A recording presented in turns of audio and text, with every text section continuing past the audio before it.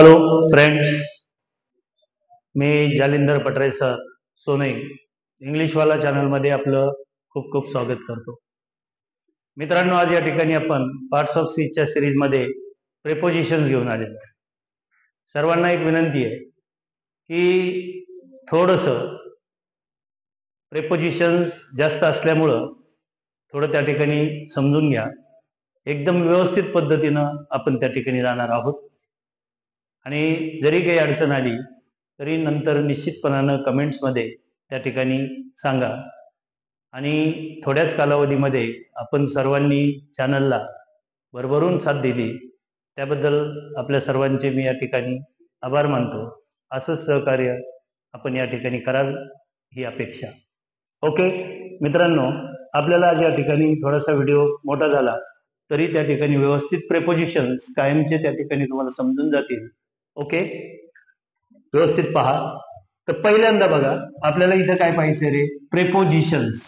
आता प्रेपोजिशन्स, आता जे काही एक्सप्लेनेशन आहे ते आपण इथं पाहत जाऊ. बघा, प्रेपोजिशन्स हा शब्दच कसा आहे बघा, प्री आणि पोजिशन. Pre position.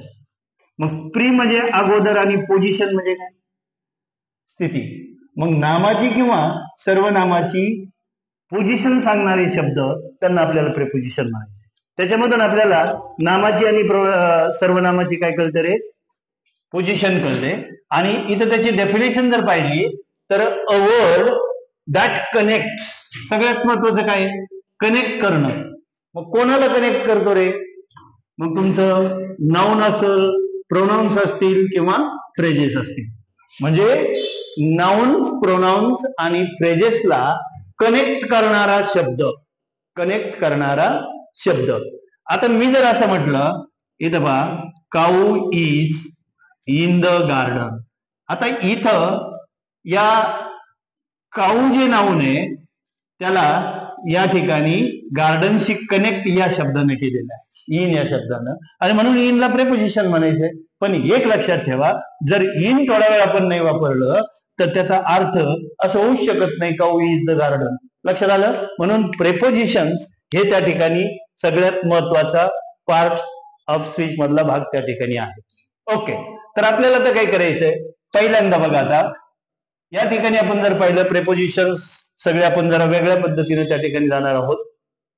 तसे जर टाइप्स वगैरे पाहिले तर प्रेपोजिशन्स त्या ठिकाणी 3 टाइप्स मध्ये: prepositions of time, prepositions of place आणि प्रेपोजिशन्स ऑफ मुवमेंट और direction. Okay, preposition of movement और डायरेक्शन.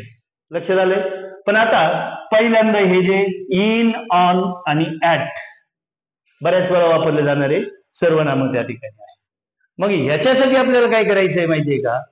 की इन, ऑन आणि ऍट याच्यासाठी 2 गोष्टी लक्षात ठेवायच्या. एक काय रे, तुमच्याकडे घड्याळ आहे, आणि एक काय रे, कॅलेंडर. बस या 2 गोष्टी या ठिकाणी लक्षात ठेवा. कोणत्या? म्हणजे ज्या घड्याळाशी संबंधित असलेला आणि कॅलेंडर. बघा, मग इथं जर आपण पाहिलं तर इयर्स आणि मंथ जर तुमचे असतील, लक्षात घ्या, तुम्हाला जर डायडॅशच्या नंतर इयर्स दिसले किंवा मंथ्स दिसले. इयर्स म्हणजे आता इथं बघा, फॉर एक्झाम्पल जर आपण बघितलं तर इन 2004. आता इन 2004 हे काय रे? इयर आहे, आणि म्हणून त्याच्या आधी आपण काय वापरलेलं आहे? अबे इन हे प्रेपोजिशन वापरले. लक्षात आलं? त्याच्यानंतर कॅलेंडर मध्ये आपल्याला काय दिसतं रे? मंथ्स दिसतात. मग मंथ्स इथं कोणतं आहे? सगळे मंथ्स तुमचे जे काय असतील त्याच्या आधी इथं आपण काय वापरलेलं आहे? इन वापरलेलं. लक्षात आलंय? त्याच्यानंतर आपण जर पाहिलं तर क्लॉक मध्ये जर आपण पाहिलं, बघा, क्लॉक मध्ये तर आपलं कॅलेंडर मध्ये तर इथं अजून काय रे? डेज आणि डेट. जिथं कुठं तुम्हाला डेज दिसतील किंवा जिथं कुठं डेज दिसणार आहे तिथं तुम्हाला प्रेपोजिशन ऑन वापरायचं. लक्षात आलं? पहिल्यांदा इयर्स आणि मंथ साठी आपल्याला इन वापरायचे, जेवढे काय असतील तेवढे. त्याच्यानंतर डेज आणि डेट साठी आपल्याला ऑन वापरायचे. मग इथं पहा, आता डे कोणता आहे? मंडे. मग कोणताही असू द्या, on Monday, on Tuesday, on Friday किंवा ऑन 5th मे ही डेट त्या ठिकाणी आपल्याला दिलेली आहे. लक्षात आलंय का? बघा, मग आता कॅलेंडर मध्ये तुम्ही जर पाहिलं इयर्स, मंथ्स, डेज आणि डेट. इयर्स, मंथ्स जर असतील तर त्याच्यासाठी तुम्ही इन वापरा, आणि डेज आणि डेट साठी तुम्हाला काय वापरायचंय? ऑन वापरायचं. लक्षात आलं. आता राहिलं क्लॉक.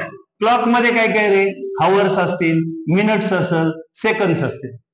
तर जे काय असणार आहे त्यासाठी तुम्हाला काय करायचंय, ऍट त्या ठिकाणी वापरायचंय. मग आता इथं जर आपण पाहिलं ऍट 9 AM, म्हणजे असं जर अॅक्युरेट स्पेसिफिक टाइम दिलेला असेल तर त्याच्या आधी बिंदास ऍट वापरा.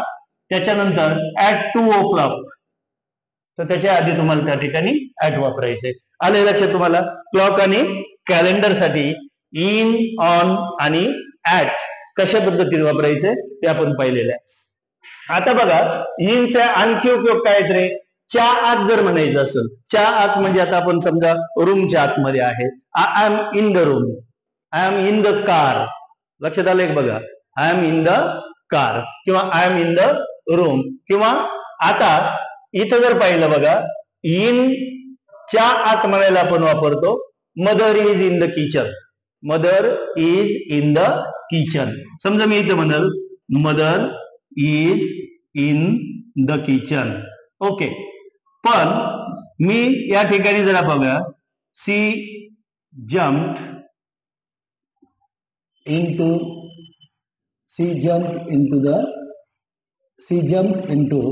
The river.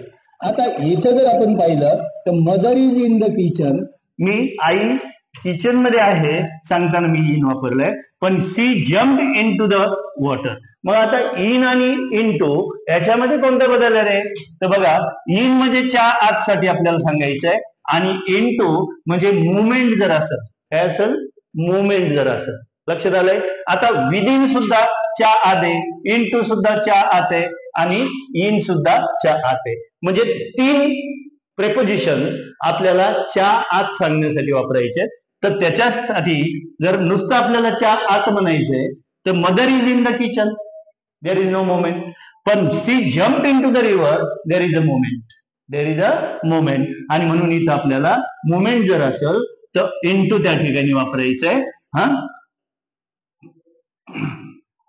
त्याच्यानंतर विदिन पहा, you have to complete this work, you have to complete this work within 2 days. Okay. आता मी इथं काय केलेलं आहे, म्हणजे तुम्हाला जर टाइम ड्युरेशन सांगायचं असेल, टाइम ड्युरेशन जर द्यायचं असेल, pay my money within a month. Okay. So in म्हणजे च्या आत म्हणायला, इनटू म्हणजे मुवमेंट जर असेल आणि टाइम ड्युरेशन जर तुम्हाला सांगायचं असेल तर त्या ठिकाणी तुम्हाला या प्रकारे वेगवेगळे इन, इनटू आणि विदिन हे प्रेपोजिशन त्या ठिकाणी वापरायचे. लक्षात आलंय. त्याच्यानंतर पहा आता पुढचं जे प्रेपोजिशन आहे, आपण ऑन पाहिलेलं आहे डेज आणि डेट साठी, त्याचबरोबर त्याचे आणखी उपयोग पण त्या ठिकाणी आहेत. मग आता डिव्हाइस जर तुम्हाला सांगायचं असेल, कुठलाही डिव्हाइस असेल, डिव्हाइस कळतंय. समजा बघा, she is talking on the phone. Okay.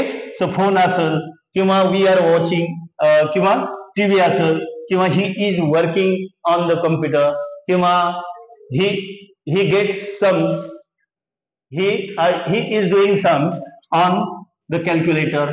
तर हे फोन असेल, कम्प्युटर असेल किंवा टीव्ही असेल, programme is going on the television. तर या पद्धतीनं डिव्हाइसच्या अगोदर तुम्हाला ऑन त्या ठिकाणी वापरायचंय. त्याच्यानंतर बॉडी पार्ट आपले जे आहेत, body part, she kissed me on forehead, she wears a marriage ring on finger. Okay. तर या पद्धतीनं बॉडी पार्टच्या अगोदर सुद्धा आपल्याला ऑन हे प्रेपोजिशन वापरायचे. क्लिअर होतंय का बघा. आणि त्याच्यानंतर स्टेट. स्टेट म्हणजे काय रे, एखाद्याची अवस्था, स्थिती सांगायची. तो कसा आहे. आता इथं फॉर एक्झाम्पल पहा, आणि हे प्रेपोजिशनचा अर्थ त्या ठिकाणी मराठीत वगैरे अर्थ सांगण्यापेक्षा वाक्यातून त्याचा अर्थ क्लिअर त्या ठिकाणी होतो. एखाद्याची स्थिती सांगायची आहे, he was on fire last night. On fire म्हणजे जाळावर वगैरे होता असं नाहीये, तर तो काल रात्री भडकला होता, ऑन फायर, नाही का, गरम झाला. तर या अर्थानं तिथं ऑन आपल्याला वापरायचंय. ओके. आता जसं आपण इन, इनटू आणि विदिन मध्ये जसा फरक पाहिला, तसं आता इन आणि ऍट मध्ये. ऍटचा आपण पहिल्यांदा पाहिलेलं आहे क्लॉक साठी. क्लॉक मधले जे समजा जे काय आहे, आवर्स, मिनिट, सेकंड्स आहेत, त्याच्यासाठी आपण ऍट वापरतो. पण ऍटचा आणखी एक उपयोग आहे, की स्मॉलर पॉइंट किंवा एक अॅक्युरेट पॉइंट त्या ठिकाणी सांगायचं असेल तर त्या ठिकाणी ऍट वापरलं जातं. उदाहरण घेतल्यानंतर तुमच्या त्या ठिकाणी लक्षात येईल बघा. She lives at Churchgate. She lives at Churchgate in Mumbai. मग बघा आता इथं मी ऍट पण वापरलाय, इन पण वापरलाय. मग ऍट कधी वापरायचंय आणि इन कधी वापरायचंय, तर एक स्पेसिफिक पॉइंट जर तुम्हाला सांगायचं आहे तर त्यावेळी तुम्हाला काय करायचंय, ऍट वापरायचंय. आता चर्च गेट हे स्पेसिफिक तिथं पॉइंट आहे आणि इन मुंबई, मुंबई म्हटल्यानंतर मुंबईमध्ये कुठेही म्हणू शकता, तर तिथं in Mumbai at Churchgate. आता समजा या ठिकाणी आपण आणखी एक उदाहरण त्या ठिकाणी जर घेतलं तर समजा she is at canteen in the college. Okay, at canteen कॉलेजमध्ये आहे पण कुठे आहे, पर्टिक्युलर पॉइंटला जर सांगायचं असेल तर ऍट. मग ज्यावेळी आपल्याला ऍट आणि इन वापरायचं आहे तर स्मॉलर प्लेस साठी म्हणजे पर्टिक्युलर पॉइंट स्मॉल पॉइंट साठी ऍट वापरा आणि बिग जर त्या ठिकाणी प्लेस असेल तर त्याच्यासाठी आपल्याला इन त्या ठिकाणी वापरायचे. आलं एक लक्षात बघा.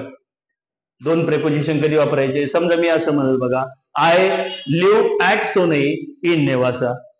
मला तेच जर असं म्हणायचं असेल, I live at Nevasa in Ahmednagar.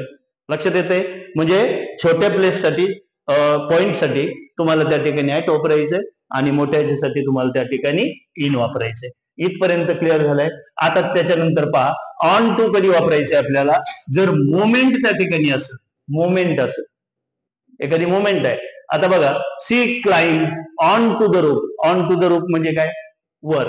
आता ऑनचा आणखी एक उपयोग असा होतो, च्यावर जर सांगायचं असेल, एखाद्या सरफेसच्या वर जर तुम्हाला सांगायचं असेल, फॉर एक्झाम्पल समजा सरफेस.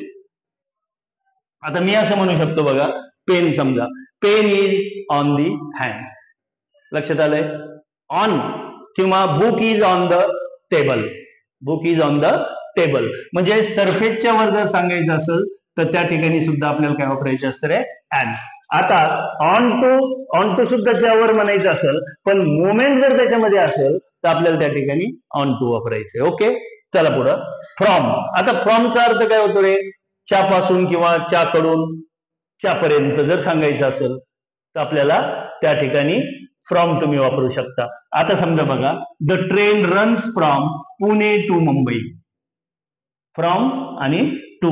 किंवा ही टूक मनी फ्रॉम मी, माझ्याकडून वगैरे असं जर म्हणायचं असेल तर इथं कोणतं प्रिपोजिशन आपण वापरलंय, फ्रॉम त्या ठिकाणी वापरलंय. त्याच्यानंतर पहा, आता विथ म्हणायचं असेल तर च्या बरोबर किंवा च्याद्वारे. च्या बरोबर म्हणायचं असेल, I am with my friend, मी माझ्या मित्राबरोबर आहे. पण एखाद्या गोष्टीच्या द्वारे म्हणायचं असेल, he cut the wood with an axe, त्यानं कुऱ्हाडीनं लाकूड तोडलं. आता बघा पुढं सिन्स आणि फॉर आपल्याला या ठिकाणी दिलेलं आहे. मग सिन्स म्हणजे सुद्धा पासून, फॉर म्हणजे सुद्धा पासून. किंवा आता बघा त्या दोन्हीतला अर्थ जर या ठिकाणी पाहिला, I have been living in Pune since 2005 म्हणजे मी 2005 पासनं पुण्यामध्ये राहत आहे. म्हणजे तिथून जे सुरू झालंय तर ते अजूनपर्यंत चालू आहे. अशा वेळी तुम्हाला त्या ठिकाणी काय करायचंय, सिन्स वापरायचं. आणि तुम्हाला एक असा टाइम लिमिट सांगायचं असेल तर I have lived in Pune for 5 years. लक्षात येते, पासून चालू आहे आणि अजूनपर्यंत ते आहे, तर त्यावेळी तुम्हाला त्या ठिकाणी काय करायचंय, सिन्स त्या ठिकाणी वापरा. पण एका लिमिटेड स्पेस साठी, समजा मी पुण्यामध्ये 5 वर्ष राहिलेलो आहे. लक्षात आलं, 5 वर्ष पुण्यामध्ये राहिलेलो आहे, त्यावेळी तिथे फॉर वापरा. आणि रिझन साठी सुद्धा आपल्याला या ठिकाणी फॉर वापरायचंय. He gave me money for the business. तर इथं आता च्यासाठी असा सुद्धा फॉरचा त्या ठिकाणी उपयोग होतो. अलग लक्षात. I went to Pune for my personal work. Okay, so for हे च्यासाठी सुद्धा वापरतोय. आता बघा, थ्रू म्हणजे काय, याचा उच्चार काय होतो, थ्रू. थ्रू म्हणजे च्या मधून. I enter the room through the window. मी आता या रूम मध्ये आलो पण मी दरवाजातून नाही, मी खिडकीतून आलो, च्या मधून आलो. त्यावेळी आपल्याला काय करायचंय, थ्रू. लक्षात आलं का. आता हे दोन पुढचं पहा, बिसाइड आणि बिसाइड्स. याच्यामध्ये काय होतं रे, फारच थोडा बदल आहे. आपण याच्यामध्ये बऱ्याच वेळा कन्फ्युज होतो, पण या दोन्हीचा अर्थ एकदम वेगळा आहे. लक्षात आलंय का बघा, एकदम वेगळा आहे दोन्हीचा अर्थ. I am living beside the temple, म्हणजे इथं टेम्पल आहे आणि त्या टेम्पलच्या बाजूला, म्हणजे या बिसाइडचा अर्थ काय होतोय, च्या बाजूला होतोय. लक्षात आलं का, च्या बाजूला. आणि बिसाइड जर म्हटलं तर काय होईल रे, I like all subject besides math, मला सगळे सब्जेक्ट आवडतात मॅथ सोडून, म्हणजे च्या शिवाय, मॅथ शिवाय मला सगळे सब्जेक्ट आवडतात. म्हणजे बघा फक्त यसचा फरक आहे, पण दोन्हीच्या मिनिंग मध्ये टोटल डिफरंट आहे. लक्षात आलं, म्हणजे एक बिसाइड म्हणजे च्या बाजूला, आणि बिसाइड जर म्हटलं तर बाकीचे सगळे पण तेवढं सोडून. टिल, बाय आणि अप टू कसं वापरायचंय पाहता, उदाहरणावरून लक्षात येईल. I was awake till late in the night. बघा, टिल म्हणजे तोपर्यंत, कुठपर्यंत, I was awake till late, मी रात्री उशिरापर्यंत जागा होतो. त्याच्यानंतर बायचा बघा, his wife was sitting by him, his wife was sitting by him, म्हणजे त्याच्या बाजूला. म्हणजे बायचा एक अर्थ कोणता होतो, च्या बाजूला. आणि बायचा आणखी एक अर्थ बघा, he was arrested by the police. म्हणजे इथं पॅसिव्ह वॉइस मध्ये आपल्याला, आपण पुढे ऍक्टिव्ह पॅसिव्ह शिकणारच आहोत, त्यावेळी आपल्याला या पॅसिव्ह व्हॉइस मध्ये च्या कडून साठी सुद्धा बायचा आपल्याला त्या ठिकाणी काय करता येतो रे, उपयोग करायचा आहे. आता अप टू म्हणजे काय बघा, अप टू म्हणजे he was up to his knees in water, तो अप टू हिज नीज, गुडघ्यावर पाण्यामध्ये होता. He was up to his knees in water, तिथपर्यंतच्या पाण्यामध्ये तो त्या ठिकाणी होता. तर अशा पद्धतीनं टिल, बाय आणि अप टू चा वापर आपल्याला करायचा असतो. आता इथं पहा, बिनीथ, अंडर आणि बिलो, तीन प्रेपोजिशन्स एकत्र पहा, वेगवेगळ्या पद्धतीने आपण वापरतो. च्या खाली म्हणायचं असेल तर आपण त्या ठिकाणी काय करतो, बिनीथ वापरतो, अंडर वापरतो, बिलो वापरतो. पण नेमकं कोणतं कधी वापरायचं, तर बिनीथ म्हणजे च्या खाली, अंडर म्हणजे च्या खाली, बिलो म्हणजे सुद्धा च्या खाली. आता बिनीथ पहिल्यांदा आपण पाहू, बिनीथ. तर उदाहरणामध्ये पहा, बिनीथ म्हणजे च्या खाली म्हणायचंय, पण कसं, the math book is beneath the English book. समजा इथं खाली इंग्लिश बुक आहे आणि वर इंग्लिश बुक आहे, आणि त्याच्या खाली लगेच नाही का फिजिकल टच, एका खाली एक, were the math book is beneath the English table, English book. तर इंग्लिश बुक वर आहे आणि बिनीथ म्हणजे च्या खाली, म्हणजे एकमेकाला असे चिकटून आहे, त्यावेळी तिथं बिलो वापरा, म्हणजे तिथं फिजिकल टच असतो. आणि आता इथं जर पाहिलं दोन्हीमध्ये बदल काय बघा, बिनीथ म्हणजे च्या खालीच आहे, पण लगेच मॅथच्या बुकच्या खाली, मध्ये त्याच्यामध्ये फिजिकल टच आहे दोन्हीमध्ये. पण children are playing under the tree, लक्षात घ्या. मग चिल्ड्रन आणि ट्री ह्याच्यामध्ये काय आहे, डिस्टन्स आहे. मग असं थोडंसं डिस्टन्स सांगायचं असेल दोघांच्या मध्ये, फिजिकल टच नसतो, त्यावेळी तिथं आपल्याला काय वापरायचं रे, अंडर आपल्याला वापरायचं. लक्षात आलं. बिनीथ कधी, दोन्हीमध्ये फिजिकल टच नाही, टच आहे, आणि अंडर मध्ये की खालीच म्हणायचंय, पण children are playing under the trees, म्हणजे ट्रीज आणि चिल्ड्रन मध्ये काय आहे, डिस्टन्स आहे, टच नाहीये. आणि बिलो कधी वापरायचं बघा, बिलो त्या ठिकाणी आपल्याला एक प्लेस, लेवल सांगायचं असेल, रेशिओ सांगायचं असेल, किंवा नंबर वगैरे असेल, किंवा अमाऊंट असेल, तर त्यावेळी आपल्याला त्या ठिकाणी बिलो वापरायचंय. कसं बघा, आता below 18 are not allowed to enter in the बार.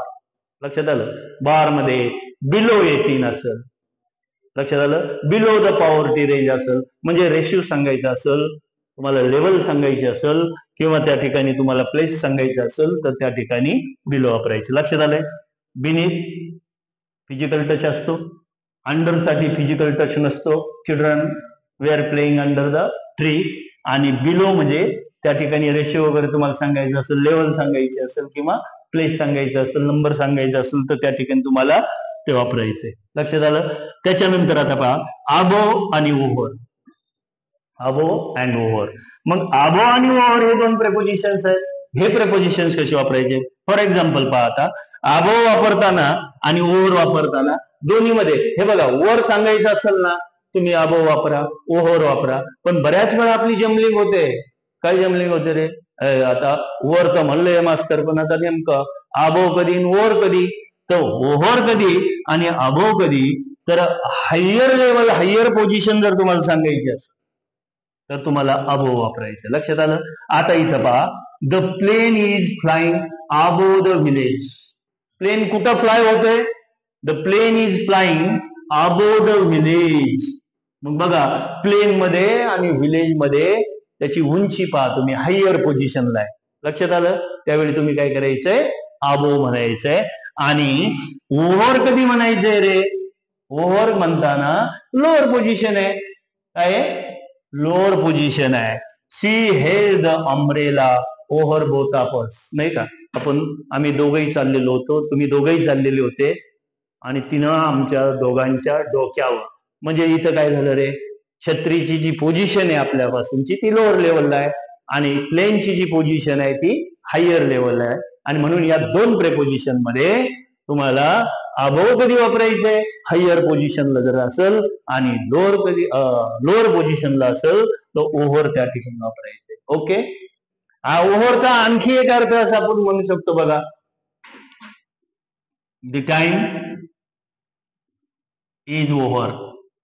हे वेगळ्या अर्थानं त्या ठिकाणी ओव्हर वापरलं जातं, ते ओव्हर वेगळं आहे. पण इथं ओव्हर ज्यावेळी तुम्हाला वर म्हणायचंय पण लोअर पोझिशनला आहे त्यावेळी ओव्हर म्हणा, आणि हायर पोझिशनला आहे त्यावेळी तुम्हाला अबोव म्हणायचंय. व्हिडिओ थोडा मोठा होणार आहे, होऊ द्या, काही अडचण नाहीये. Up upon.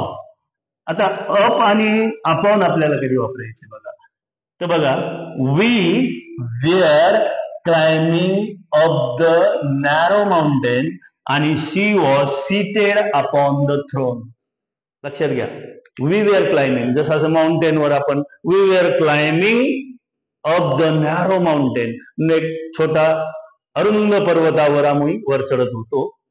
आणि she was seated upon the throne, तिला सिंहासनावर बसवलं, थ्रोनवर बसवलं.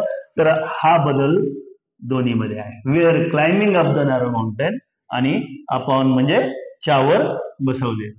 लक्षात आलं इथपर्यंत? काही अडचण आहे? आता थोडस झालंय की नाही का, मटेरियल थोडस जास्त असल्यामुळं थोडं व्यवस्थित व्हायला पाहिजे. ठीक आहे. आता पुढं पहा, अक्रॉस जर म्हणायचं असेल, अक्रॉस, अक्रॉस म्हणजे काय? आरपार सांगायचं असेल. आता समजा ही भिंत आहे, ही भिंत आहे आणि मला we can not see across the wall, भिंतीच्या पलीकडे आपण पाहू शकत नाही. अक्रॉस द वॉल च्या आरपार म्हणायचं असेल तर आपल्याला अक्रॉस त्या ठिकाणी वापरायचंय. त्याच्यानंतर पुढचं जे प्रेपोजिशन या ठिकाणी आहे की जे नामाची, सर्वनामाची किंवा फ्रेजेसची पोझिशन सांगतात त्याला प्रेपोजिशन्स म्हणतात. आता पुढचं आहे विदाउट. मग आता विदाउट कसं आहे रे? You can not go there without permission. बघा, आता you cannot go there without permission. हा, तुम्ही तिथं च्या शिवाय इथं म्हटलेलं आहे. इथं विदाउटचा अर्थ काय आला रे? च्या शिवाय. ओके. तर you cannot go there without permission, permission शिवाय तिथं जाऊ शकत नाही, च्या शिवाय. आता ड्युरिंग, आता ड्युरिंग जर म्हणायचं असेल आपल्याला तर ड्युरिंग त्या ठिकाणी पहा, he swims every day during winter. बघा, आता इथं ड्युरिंग म्हणजे च्या दरम्यान आपल्याला म्हणायचं असेल नाही का, विंटरच्या दरम्यान. During my holidays I am going to plan a trip. During my holidays, during my exams I studied hard. Okay. So during म्हणजे च्या दरम्यान, असा त्याचा अर्थ त्या ठिकाणी आहे आणि तो आपल्याला त्या ठिकाणी त्या पद्धतीनं वापरायचा आहे. आता पुढचं पार आहे. पुढं तुम्हाला परत दोन प्रेपोजिशन्स मी दिलेले आहेत, एकदम सोपे आहेत बघा. प्रेपोजिशन्स म्हणजे वाक्याचा अर्थ त्याच्याशिवाय लागू शकत नाही. बिटवीन आणि अमॉंग. आता बिटवीन म्हणजे काय? दोघांमध्ये. आणि अमॉंग म्हणजे काय? अनेकांमध्ये. बस. मग आता मी जर म्हटलं she is standing between, she is standing between Rohan and Geeta. बघा आता मला इथं दोन कोण सांगितलेत. मी एक तर रोहन म्हटलंय, मी एक तर गीता म्हटलंय. लक्षात आलं? किती जण आहेत रे इथं? 2 जण आहेत. आणि म्हणून या ठिकाणी दोघांच्या मध्ये सांगताना काय वापरायचं? बिटवीन. आणि अनेकांमध्ये सांगताना रे बघ रे, a temple of Lord Shiva is among the trees. बघा, a temple of Lord Shiva is among the trees. आता the trees काय रे? It is plural, it is अनेकवचनी. आणि म्हणून त्याला इथं आपण काय वापरलं रे? among वापरलंय. झालंय क्लिअर? बिटवीन कधी दोघांमध्ये सांगायचं असेल, among कधी अनेकांमध्ये सांगायचं असेल वाक्यामध्ये, तर तिथं तुम्हाला अमॉंग वापरायचे. ओके. त्याच्यानंतर पहा आता बिफोर आणि आफ्टर. आता बिफोर कधी वापरायचंय आणि आफ्टर कधी वापरायचंय ते आपल्याला पाहिजे. मग आता बिफोर, हा बघ रे, ही लेफ्ट जस्ट बिफोर सनराइज. हा, he left, तो गेला just before sunrise. सूर्योदय होण्याच्या जस्ट अगोदर तो त्या ठिकाणी काय झालेला आहे? बिफोर त्या ठिकाणी गेलेला आहे.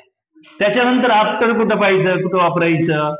What do you want, what do you want to do after breakfast. बघा, हा, ब्रेकफास्टच्या नंतर. आफ्टर म्हणजे च्या नंतर आणि बिफोर म्हणजे च्या पूर्वी. मग या पद्धतीने त्याचा आपल्याला he left just before sunrise, च्या पूर्वी. आणि what do you want to do after breakfast, ब्रेकफास्टच्या नंतर तुला काय करायचं आहे. या पद्धतीने आपल्याला हे दोन प्रेपोजिशन्स त्या ठिकाणी कंपॅरेटिव्हली जर तुम्ही अभ्यास केला तर मला वाटतं एकदम व्यवस्थित तुमचं त्या ठिकाणी क्लिअर होईल. हे कधी वापरायचंय आणि हे का नाही वापरायचं, हे का वापरायचं, याची जर उत्तर त्या ठिकाणी व्यवस्थित मिळाली. आता समजा मी जर तुम्हाला सांगितलं बिटवीन अमाउंट कधी, दोघांमध्ये असेल तर अमाउंट बिटवीन वापर बाबा, अनेकांमध्ये असेल तर अमाउंट वापर. त्याच्यानंतर बिफोर आफ्टर, जर तुला अगोदर म्हणायचं असेल, पूर्वी म्हणायचं असेल तर बिफोर घे, आफ्टर म्हणायचं असेल तर च्या नंतर त्या ठिकाणी घे. त्याच्यानंतर पुढचं जे प्रेपोजिशन आपल्याला त्या ठिकाणी पाहायचं आहे ते प्रेपोजिशन त्या ठिकाणी आहे कोणतं रे? टू आणि टूवर्ड्स, टू आणि टूवर्ड्स. आता बघा, he went to school, he went to school. आता इथं जर मी सांगितलं, आता इथं मी टू का वापरलं? कारण इथं एक फिक्स डेस्टिनेशन पुढे आहे, फिक्स टार्गेट आहे. तो कुठे गेलाय? He went to the market. He every day, he goes to the market every day. तो दररोज कुठे जातोय? डायरेक्ट मार्केटला जातोय. He goes to school. तर या ठिकाणी आपल्याला एक लक्षात घ्या की फिक्स जर सांगायचं असेल, डिरेक्शन, डिरेक्शन जिथं डेस्टिनेशन आहे त्या ठिकाणी तुम्हाला टू वापरायचं आहे. आणि मला जर आता समजा असं बघा, या उदाहरणातून पहा, शी रश्ड टुवर्ड्स द मार्केट. मग आता आपण एवढं सांगू शकतो बघा, आता टुवर्ड्स जर या ठिकाणी मी म्हटलं तर टुवर्ड्स द मार्केट, मार्केटकडे पळाली आहे, ती मार्केटमध्येच असेल असं नाहीये ती डेस्टिनेशन. पण या बाजूनं मार्केटकडे पळाली, तिथं डेस्टिनेशन फिक्स नाहीये. मग तिथं काय आहे? जसं ही वेंट टू स्कूल, तो शाळेतच गेलाय आणि शाळेत हे डेस्टिनेशन त्याचं फिक्स आहे. पण शाळेकडे गेला असं जर म्हणायचं असेल, आता पाहिला भाऊ मी त्याला, शाळेकडे गेला नाही का. शी रश्ड टुवर्ड्स द मार्केट. अहो ती आत्ता मार्केटकडे पळाली, म्हणजे नॉट अ फिक्स डेस्टिनेशन. आणि त्यावेळी तुम्हाला काय करायचंय रे, टू आणि टूवर्ड्स मधला बदल लक्षात घ्या. आणि त्याच्यानंतर जे आहे अबाउट. आता अबाउट कसं वापरायचंय? अबाउट म्हणजे च्याविषयी. च्याविषयी. He never complaints about the pain. Pain म्हणजे वेदना वगैरे. तो त्याच्या वेदनेविषयी बिलकुल कंप्लेंट करत नाही. किंवा he doesn't know anything about my problems. तर अबाउट च्या विषयी वगैरे म्हणायचं असेल तर त्या ठिकाणी आपल्याला वापरायचं. ओके. मग आता बघा, थोडक्यात जर आपण या ठिकाणी पाहिलं तर प्रेपोजिशन्स म्हणजे प्रीपोजिशन्स कोणाची स्थिती सांगते? नाउन, प्रोनाउन और फ्रेज. आणि त्याच्यानंतर आपण जर पाहिलं तर ह्या 3 प्रेपोजिशन्स नीट लक्षात घ्या. हे कशावर आहेत रे? हे 2 आहेत ना, कॅलेंडर, वर्ष, महिना, डेज असतील, आणि हे जे आहे ते घड्याळावर. त्यानंतर या ठिकाणी वेगवेगळे उपयोग आपण या ठिकाणी प्रेपोजिशनचे पाहिलेले आहे. काही अडचण जर असेल तर निश्चितपणानं त्या ठिकाणी कमेंट बॉक्समध्ये आपली अडचण त्या ठिकाणी सांगा. काही प्रॉब्लेम्स असतील तर निश्चितपणानं कळवा. व्हिडिओ जर आवडला तर लाईक करा, शेअर करा आणि सबस्क्राईब करा. आणि पुन्हा एकदा आपले सगळ्यांचे मी त्या ठिकाणी आभार मानतो की खूप कमी कालावधीमध्ये आपण या ठिकाणी भरभरून साथ दिली. अशाच प्रकारचे नॅचरल व्हिडिओज पाहण्यासाठी त्या ठिकाणी चॅनलला सबस्क्राईब करा. थँक्यू. बाय.